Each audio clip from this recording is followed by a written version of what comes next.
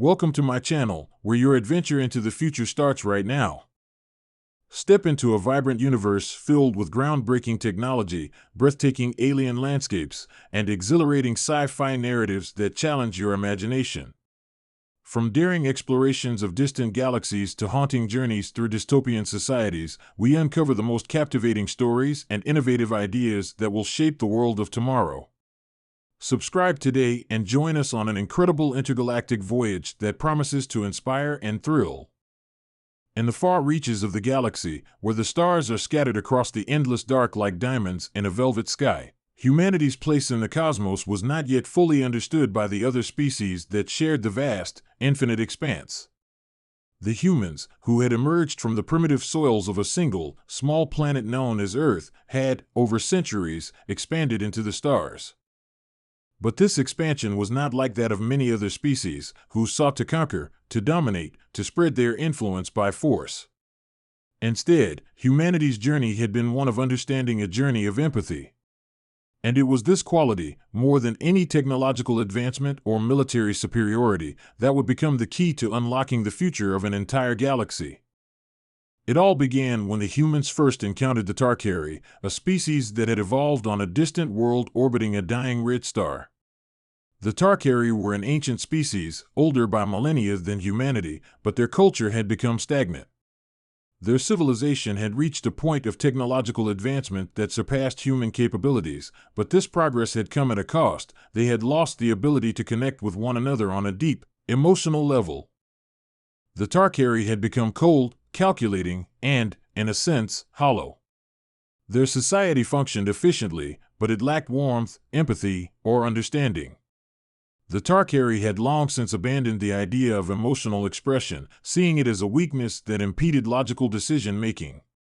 Their leaders were selected for their ability to think purely in terms of reason, and their people were taught to suppress their feelings for the greater good of the collective. When humanity first encountered the Tarkari, the exchange was strained. The Tarkari, with their impeccable logic and unfeeling demeanor, were puzzled by the humans. They saw the humans' emotions, joy, sorrow, anger, fear, as liabilities.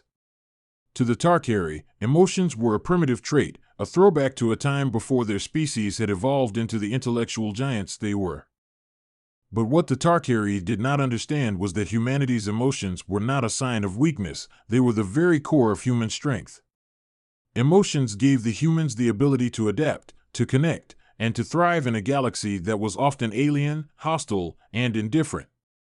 The Tarkari were unwilling to see this at first, but it was this very quality, humanity's emotional depth, that would spark a revolution in Tarkari society.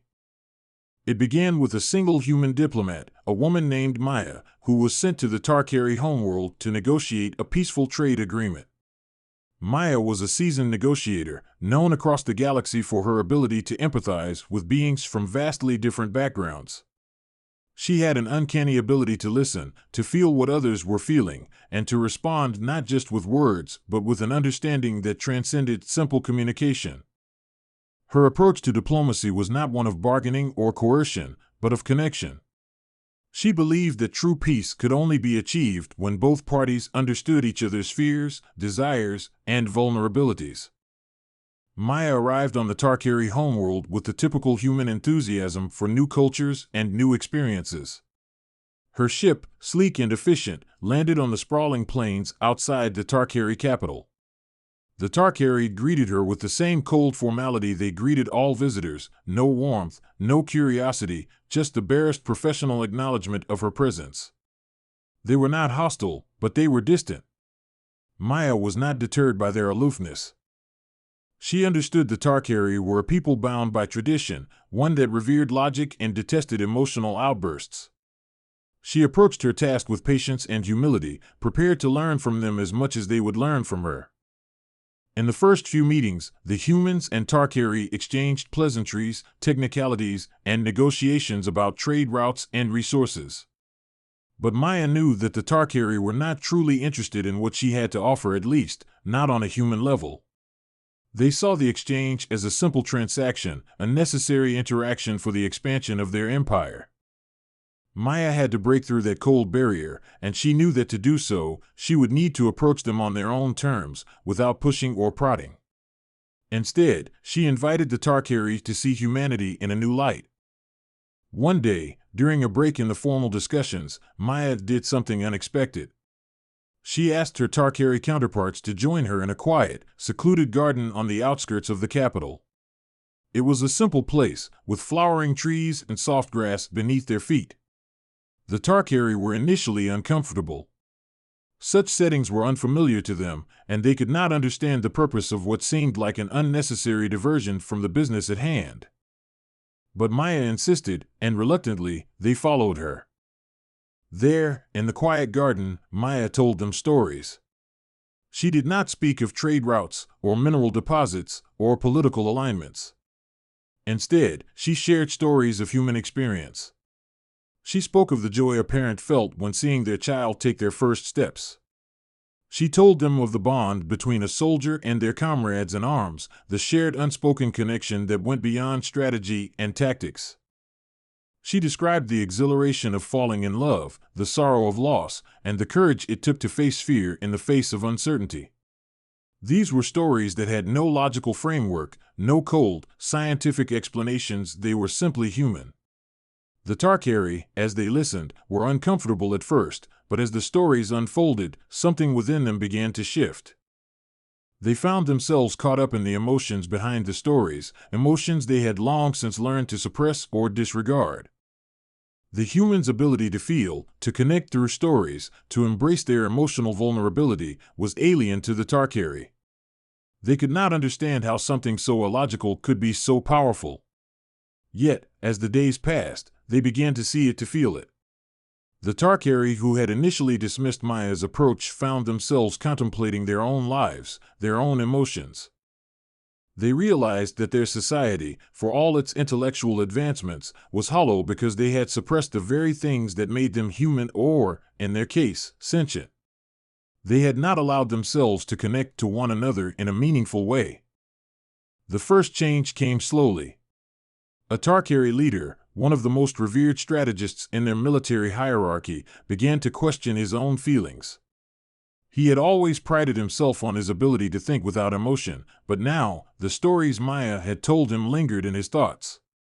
He began to open himself up to the idea that perhaps there was something important about human emotion, something that could not be explained by logic alone. Slowly, other Tarkari leaders began to follow suit. They sought out Maya, asking for more stories, more explanations of human empathy. Maya continued to teach them, not with the hope of changing their entire culture, but simply by showing them another way of seeing the world. The ripple effect was inevitable. As the leaders began to embrace empathy, the entire Tarkari society began to shift. At first, it was small family members began to communicate more openly with each other, sharing their true feelings rather than hiding them behind the masks of logic. In the political sphere, Tarkari began to approach diplomacy with a more human touch. Where once negotiations had been impersonal and transactional, they were now marked by attempts to understand the emotions and motivations behind the positions of the parties involved. The Tarkari began to see that true strength did not lie in intellectual superiority alone, but in the ability to connect with others on a deeper, emotional level. But the true cultural revolution did not happen overnight. It took years for the Tarkari to begin dismantling the centuries-old structures that had elevated logic above all else. They began to celebrate not only intellect but also emotional intelligence. Universities were founded to teach not just reason but the arts of empathy, understanding, and emotional expression. The Tarkari began to write poetry, compose music, and create art that was born from their newly discovered feelings. The shift was profound. For the first time in their history, the Tarkari began to understand what it meant to truly live, not just to exist. Humanity's role in the Tarkari transformation was never one of domination or even direct interference. Humans had come not to change the Tarkari, but to show them something they had forgotten, that empathy was the key to a truly meaningful existence. The Tarkari, for their part, were grateful. They realized that they had been living in a world of shadows, disconnected from the very essence of life. With the humans' help, they began to step into the light. Over the course of centuries, the Tarkari underwent a profound cultural and societal transformation. They adopted a philosophy of empathy, of understanding, and of emotional connection. They began to interact with other species in ways they had never before considered, not through force or intimidation, but through mutual respect and compassion. As they spread across the galaxy, the Tarkari became known as one of the most empathetic species, mediating conflicts and fostering cooperation between diverse civilizations. But perhaps the greatest testament to the change in Tarkari society was not their new policies or cultural practices. It was the simple truth that, when humanity left their homeworld after the initial diplomatic mission, they were not just leaving behind a series of treaties or trade deals. They were leaving behind a people who had been forever changed not by weapons or technology, but by the power of empathy. In the end, it was not humanity's technological marvels, nor their military might, that left the most lasting mark on the galaxy. It was their ability to teach others how to feel, how to understand, and how to connect. And through this, humanity had ignited a cultural revolution that would echo across the stars for millennia to come.